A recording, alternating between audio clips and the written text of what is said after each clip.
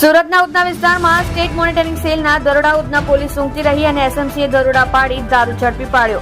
ઉધનાના Sanjay Nagar road number 6 પર એસએમસીની red, દારૂના અડ્ડા પર રેડ કરી 20 લાખથી વધુનો દારૂ ઝડપી પાડ્યો।